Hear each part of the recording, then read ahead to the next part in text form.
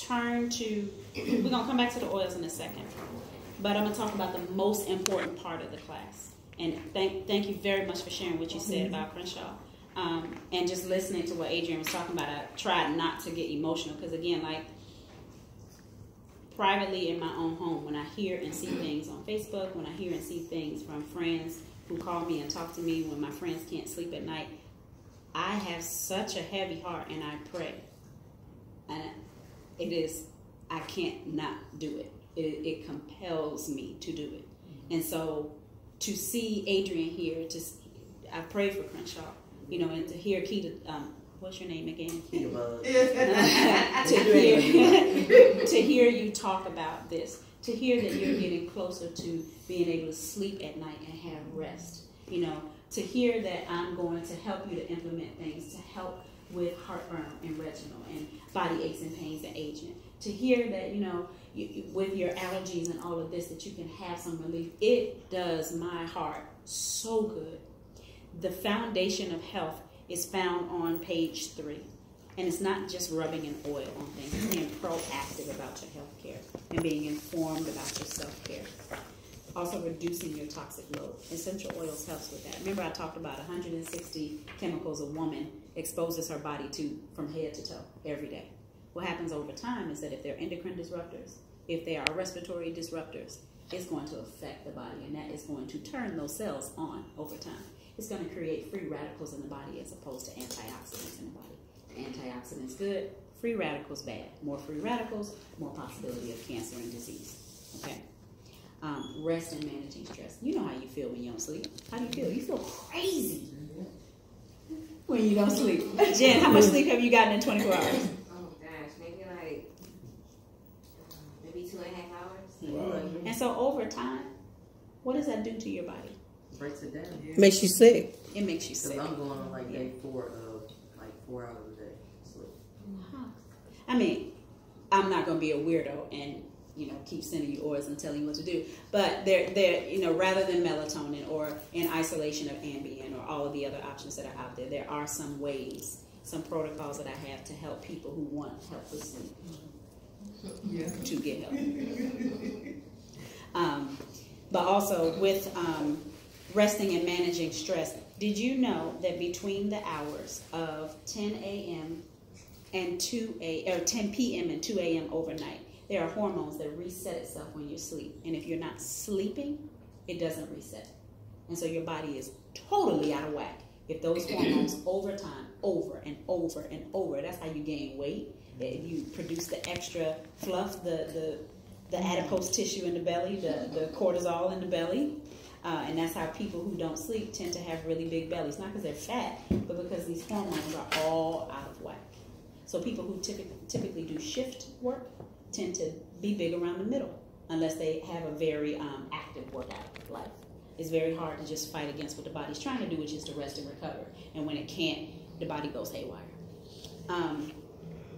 Eating right, exercise and weight management. I'm not telling you go do the keto diet and go do CrossFit. I'm saying just move a little bit every day. Just help your heart out. Help your joints out. Help your mental health out. Like, don't vibe with people who are stupid and say stupid things. You know, don't spend your time around small-minded people. I guess we can't go to work anymore.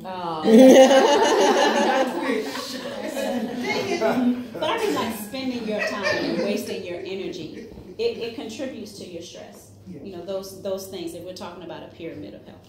So if you're looking to be healthy overall, these are just some foundational health things. All right. Now, frankincense is great for depression. It's great for skin and scarring. Because if it's great for cellular renewal, what is your skin? A big old organ. And it's full of cells that need to slough off and renew all the time. Frankincense helps with that renewal process. And also great for headaches. Anybody suffer from migraines and headaches in here? What you can do with frankincense is take your thumb, put a little bit of frankincense on your thumb, and there are reflexology points all throughout the body. But there's something called the olfactory system in the nasal cavity that's connected to the brain.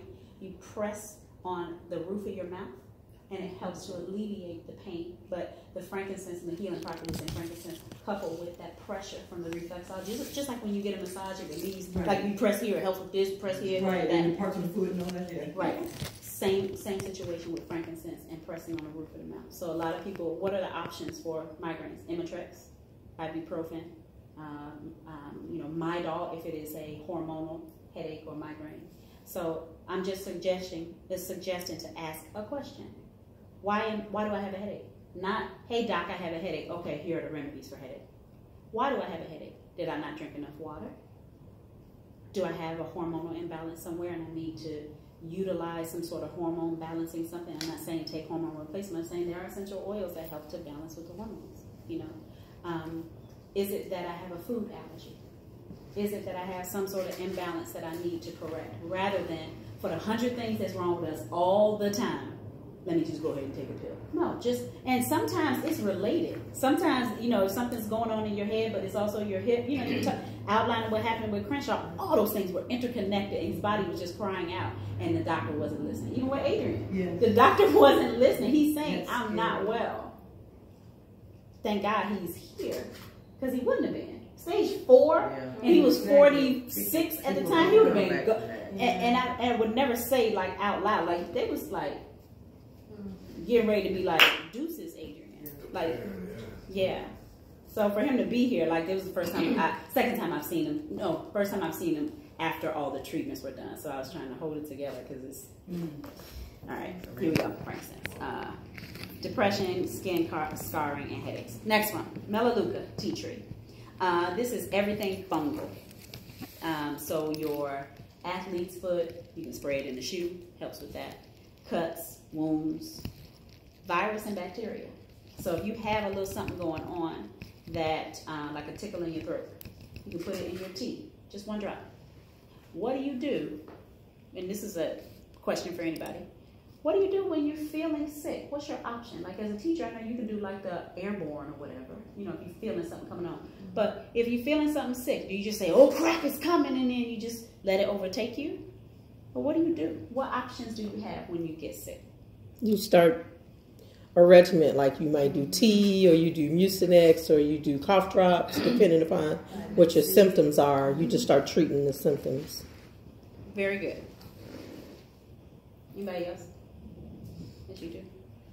So, I'm glad you said treat the symptom. What's the root? Ask the question. What's the root?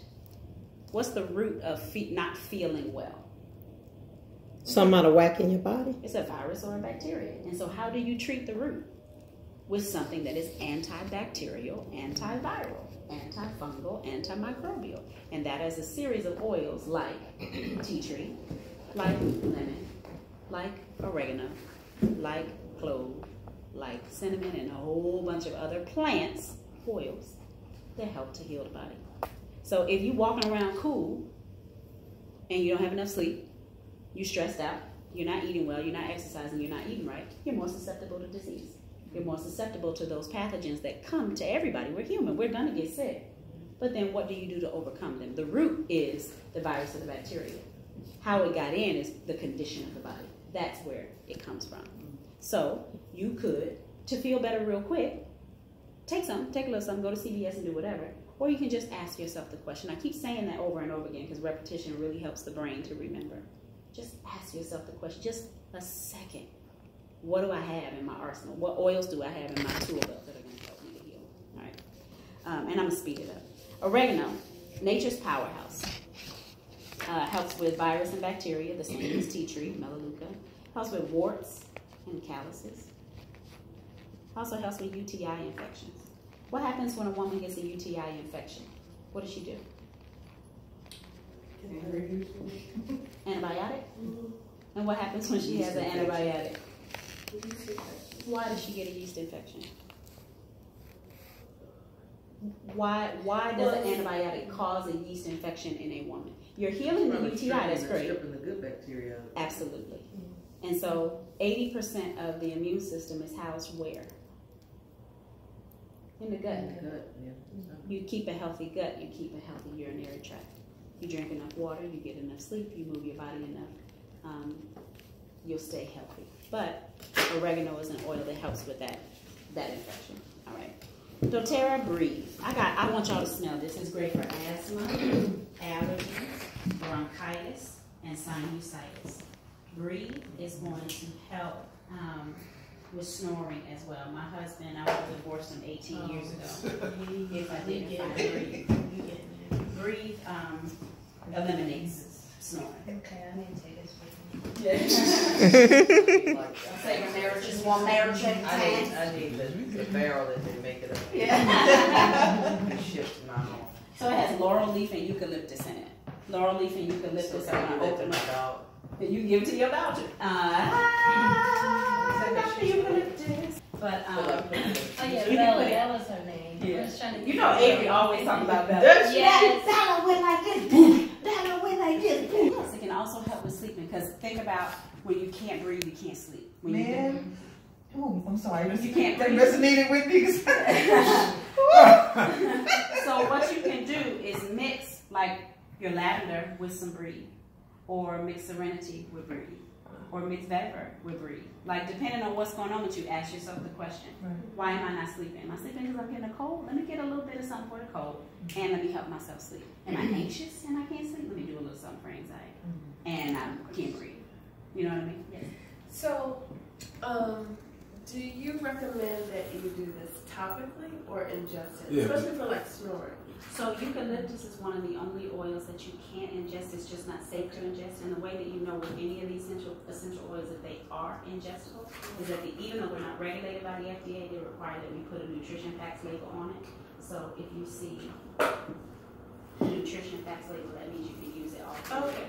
So Breathe is one of the ones that doesn't have a nutrition facts label and you can't use it. But you can use it topically or aromatically. You can smell it or you can touch it, but you can't taste it. The next one is going to be Digestin. That's the one I gave away to Adrian for his fiance to be. You can propose to her, y'all. We all coming apparently. She can put it on her belly. It's going to help with anything: diarrhea, constipation, so any kind of infection, bloating, gas, reflux, colic, motion sickness, travel sickness. Again, the oils that are in, or the plants that are in Digestin are. Like, think about Indian cultures. When they get done eating, what do they do? Have you ever been around a person from India after they eat? What do they do? Have you seen it on TV or you broke bread with somebody who's Indian? I'm from Philly, so it's more They Indian. eat pita bread? Yeah. They eat pita bread, which has cardamom in Their it. coffee tea. Their coffee, their teas. They're soothing their stomach to help their digestion. So this They eat a lot of spicy digests. foods too. They eat a lot of spicy food, so to calm that down, they'll chew certain herbs or put certain things in food that they will help their digestion. And one of the oils is cardamom.